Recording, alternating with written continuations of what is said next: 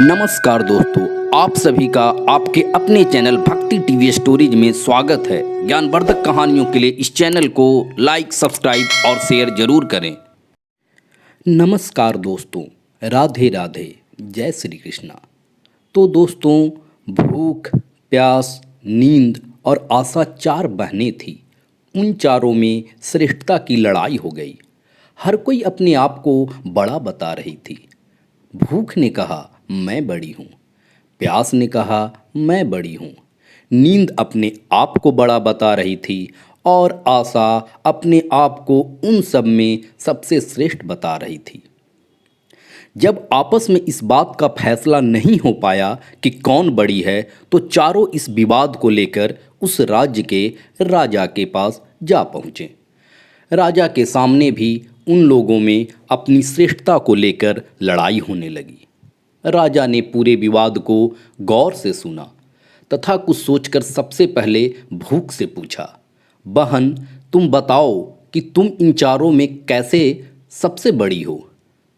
तो भूख ने जवाब दिया, मैं इसलिए बड़ी हूँ कि मेरे कारण ही घर में चूल्हे जलते हैं और खूब स्वादिष्ट पकवान बनते हैं, और जब इस पकवान को थाली में सजाकर दिया जाता है तब मैं खाती हूँ, अतः मैं सबसे श्रेष्ठ हूँ।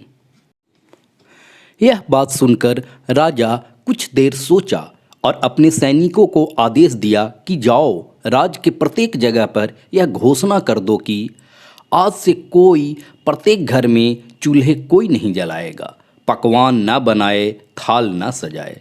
तब देखते हैं कि जब भूख को भूख लगेगी तो क्या करेगी।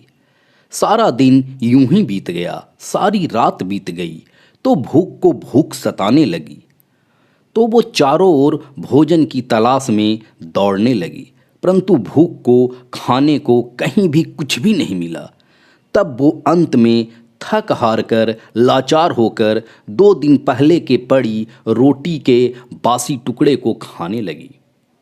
प्यास पास में ही बैठी सारा माजरा देख रही थी। वह भागते हुए राजा के पास पहुंची और बोली, हे राजन, भूख हार चुकी है, वो घर में पड़े बासी रोटी के टुकड़े खा रही है। और फिर प्यास बोली, इसलिए मैं सबसे बड़ी हूँ। तो राजा ने पूछा, ठीक है, अब तुम बताओ कि तुम सबसे बड़ी कैसे हो।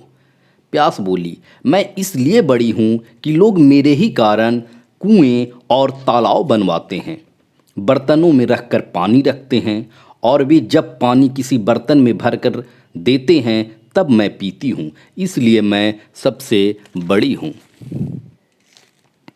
राजा ने अपने सैनिकों से तुरंत कहा, जाओ और पूरे राज्य में यह घोषणा कर दो कि कोई भी कुएं नहीं खुदवाएगा, तालाब नहीं बनवाएगा, अपने घरों में बर्तनों में भरकर पानी नहीं रखेगा। राज्य के सभी कुओं तथा तालाबों पर कड़ा पहरा लगा दिया गया। कोई भी अपने बर्तनों में इन कुओं तथा तालाबों से पानी नहीं भरने लगा। देखते हैं जब प्यास को प्यास लगती है तब वो क्या करती है। इसी तरह से पूरा दिन बीत गया और पूरी रात भी बीत गई। जब प्यास को प्यास सताने लगी तो वह यहाँ वहाँ बेचैन होकर भटकने लगी। उसे जब कहीं भी पानी का एक भी बूंद पीने के लिए नहीं मिला तो मजबूर होकर झुककर एक गड्ढे का पानी पीने लगी। नींद ये सब पास में ही बैठी देख रही थी। वह तुरंत भागकर राजा के पास पहुंची और पूरी दास्तान सुनाया और कहा कि प्यास तो हार गई, वो तो गड्ढे का पानी पी रही है, इसलिए मैं सबसे बड़ी हूँ, अब इसमें कोई संशय नहीं रह गया है। राजा ने पूछा, अच्छा, अब तुम बताओ कि तुम कैसे सबसे बड़ी हो। नींद बोली, मैं इसलिए बड़ी हूँ कि लोग मेरे ही कारण अच्छे अच्छे पलंग बनवाते हैं और बिस्तर लगाते हैं। जब वे मुझे बिस्तर लगाकर देते हैं तो मैं सोती हूँ, नहीं तो मैं नहीं सोती हूँ। यह सब सुनकर राजा ने सैनिकों को आदेश दिया कि राज्य में यह ढिंढोरा पिटवा दो कि राज्य में कोई भी पलंग नहीं बनवाएगा, उस पर बिस्तर नहीं डलवाएगा। जब नींद को नींद आएगी तब देखते हैं कि वो क्या करेगी।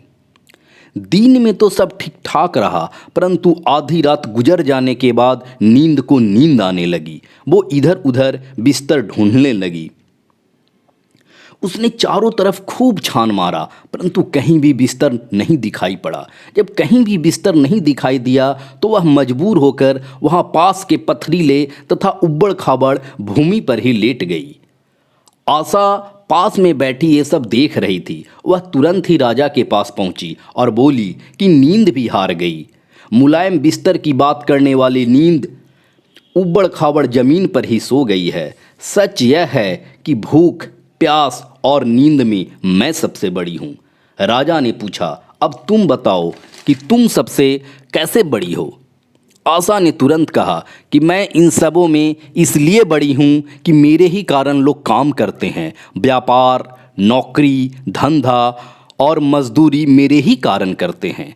परेशानियाँ उठाते हैं, संकट झेलते हैं, परंतु अपने आशा के दीप को बुझने नहीं देते। राजा ने अपने सैनिकों से तुरंत कहा कि राज्य में यह मुनादी करवा दो कि राज्य में आज के बाद कोई भी काम नहीं करेगा, मेहनत मजदूरी नहीं करेगा, नौकरी नहीं करेगा और अपने आशा के दीप को नहीं जलाएगा। जब आशा को आस जगेगी तो देखते हैं कि वह कहाँ जाएगी। सारा दिन यूं ही बीत गया। आधी रात भी बीत गई। जब आशा को आस जगी तो यहाँ वहाँ चारों ओर गई, परंतु चारों ओर अंधेरा छाया हुआ था। टिमटिमाते दीपक की रोशनी में एक कुम्हार काम कर रहा था। आशा वहाँ जाकर टिक गई। राजा ने देखा कि कुम्हार ने जो दिए बनाए थे वो कुम्हार के आशा के अनुसार सोने के हो गए। उसके छोटी सी झोपड़ी सुंदर महल में तब्दील हो गई थी। यह देखकर राजा बहुत खुश हुआ और अंत में अपना फैसला सुनाया कि भूख, प्यास, नींद और आशा में से आशा ही सबसे श्रेष्ठ है। यह सारी दुनिया आशा यानी कि उम्मीद पर ही टिकी हुई है। हम सभी को जीवन में एक आशा ही होती है जिसके कारण हम एक नामुमकिन काम को भी मुमकिन बनाते हैं। आशा घने अंधेरे में भी रोशनी की उस किरण की तरह है जो मनुष्य को घनघोर कष्ट में भी प्रेरणा देती है। इंसान हर बुरे समय में भी जूझ लेता है क्योंकि उसे एक आशा होती है।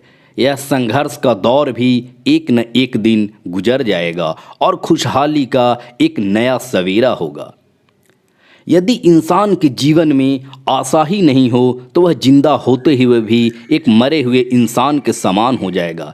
इसलिए कहीं भी आशा का दामन मत छोड़ना, क्योंकि आशा ही सर्वश्रेष्ठ है। धन्यवाद। तो दोस्तों, इस वीडियो में बस इतना ही। मैं आशा करता हूं कि आपने इस वीडियो से बहुत कुछ सीखा होगा। मिलते हैं किसी अगले वीडियो में, तब तक के लिए अपना ख्याल रखिएगा। धन्यवाद। जय श्री कृष्णा।